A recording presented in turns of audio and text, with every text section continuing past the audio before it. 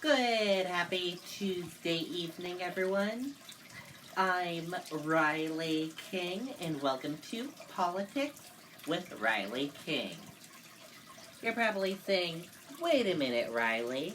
I thought you only do Politics with Riley King on Sundays. That is correct. But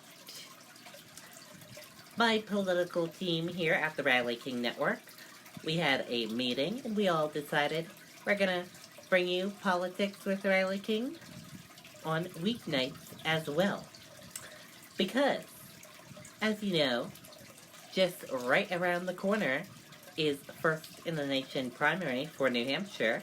That will be in February, and that is right around the corner. And every day we get tons of political news that comes into our newsroom. So, to make sure we give you all that political information, we want to bring you Politics with Riley King on the weeknights as well, not just on Sunday. So, let's begin our first Tuesday evening edition of Politics with Riley King. Let's begin. First up, Mark Sanford announces in New Hampshire he's suspending presidential campaign. Republican makes announcement during stop in Granite State. Let's take a listen to the video from WMUR News 9.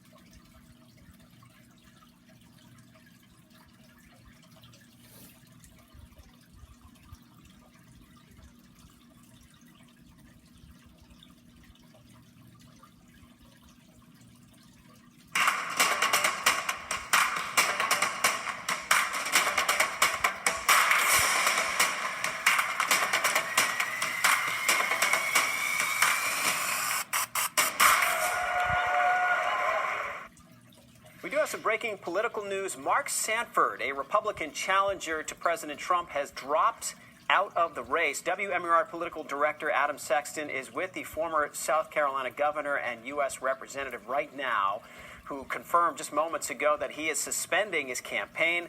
Challenges to what was considered a long shot campaign included his home state's decision to suspend its own Republican primary, though. Again, Mark Sanford is out of the race for president. Okay, and there you go on that video and that report. So, Mark Sanford out of the race for president.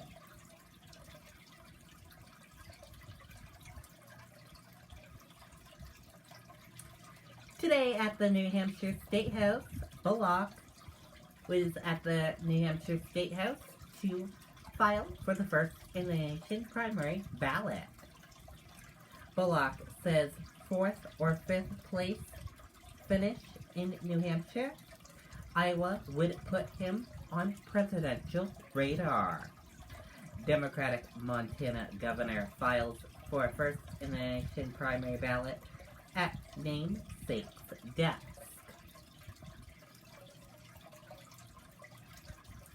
Montana Governor Steve Bullock had a special enjoyment filing his name for the First in the Nation primary ballot Tuesday. He signed the declaration and handed over his $1,000 check at the desk donated by the family of his namesake. More than a century ago, New Hampshire State Rep. Stephen A. Bullock sponsored legislation that established the primary. The contest wasn't first in the nation in its debut in 1916, but by 1920, 2 other states had moved aside, and New Hampshire was first in the nation for the first time.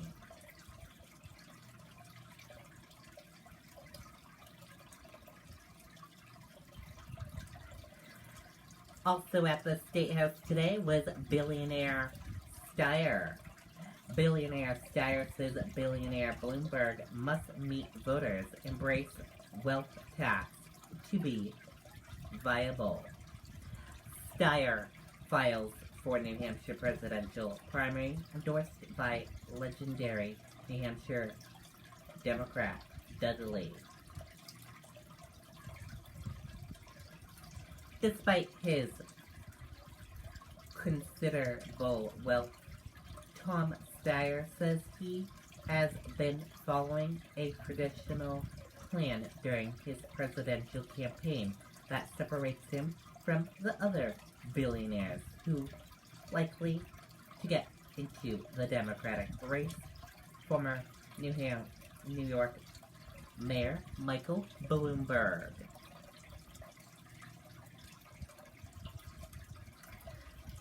Steyer filed his candidacy for the first-in-the-nation primary Tuesday, accompanied by his wife and the legendary figure in New Hampshire politics, former executive counselor Dudley Dudley of Durham. Also Dudley of Durham endorsed Steyer as well.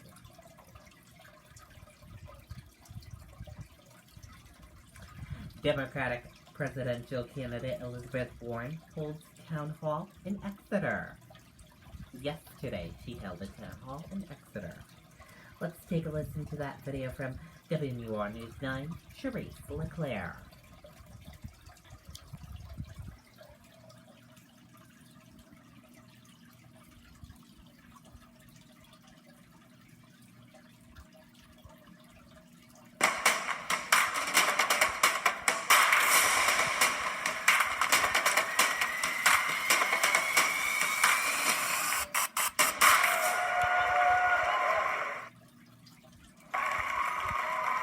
Elizabeth Warren delivered a speech and took 3 questions from the audience at Exeter High School today, including how she would pay for her Medicare for All plan. The answer is pretty straightforward. You ask the top 1% to pay a little more, you ask the big corporations to pay a little more, and you squeeze down hard on the tax cheats. Those 3 things will give us the $11 trillion we need to be able to pay for it. On the campaign trail, competition seems to be heating up. A Quinnipiac poll released today shows Warren polling 4 points behind Joe Biden in New Hampshire, but a CNN UNH poll from last month shows Warren ahead of rival Biden, 18% to his 15%, and Bernie Sanders ahead of both of them with 21%. As candidates jockey for position, some are calling comments made by political rival Joe Biden sexist when he described Warren's ideas as elitist, angry, and condescending. Asked today if she thinks the comments were sexist. I think that you should ask him about that. For me, this is really talking about to all the little girls who came up just now and who've done pinky promises, is that we're here. We're strong, and we have strong views. Biden clarified his comments while filing for the New Hampshire primary on Friday. I wasn't referring to Elizabeth Warren as being elitist. I said the American people out there. They understand what's going on, and they don't like being instructed on what they should believe and what they don't believe. Warren has several more events scheduled in New Hampshire on Wednesday. She will also file for the New Hampshire primary on that day as well. In Exeter, Cherise LeClaire, WMUR News 9. Okay, and there you go on that video and that report.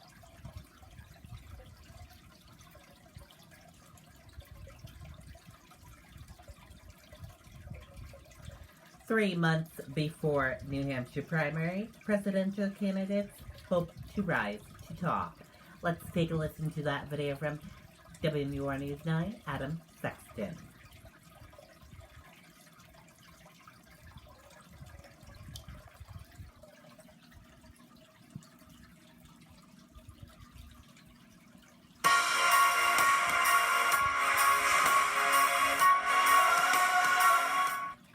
Tom, you know this is New Hampshire, and you can't count anybody out. A very large field of Democrats has been winnowed down slightly, and we may see more candidates drop out in the weeks ahead. But for those who remain and are trending upward, It's going to be a jump ball here in the Granite State.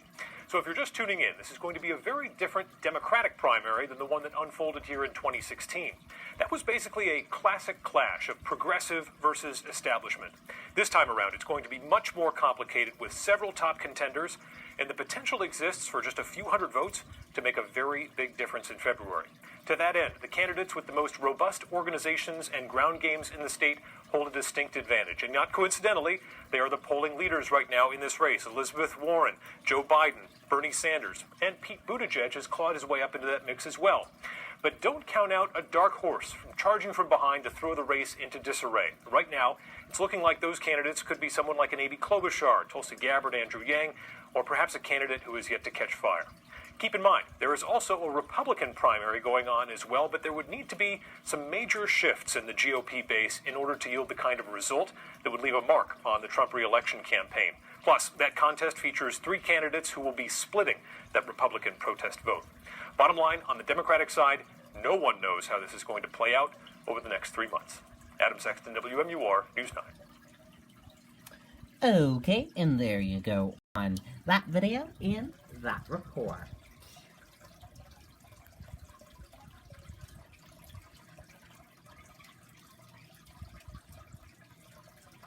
Odds stacked against him, analysts say about possible Deval Patrick run. Let's take a listen to that video from WCVB Boston.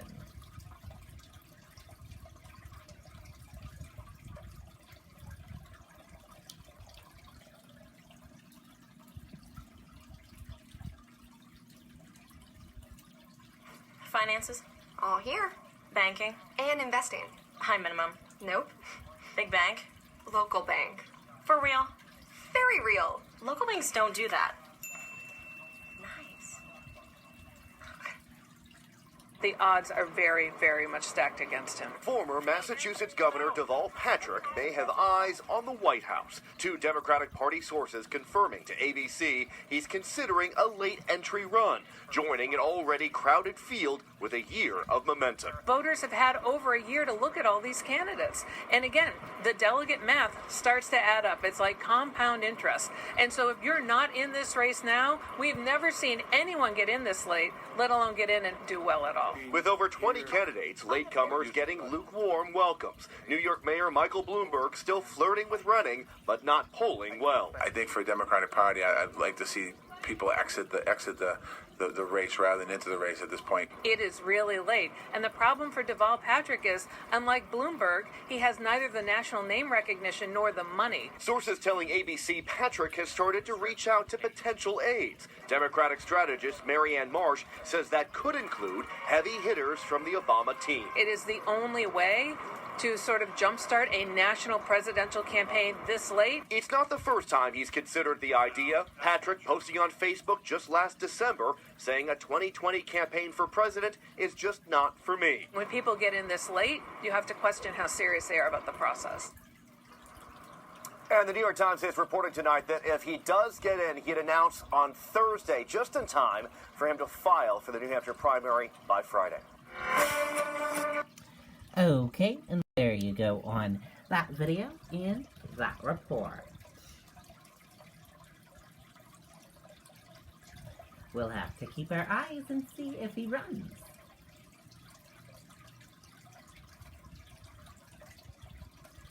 Protesters gather as Supreme Court hears arguments in DACA case. Let's take a listen to that video from MSNBC.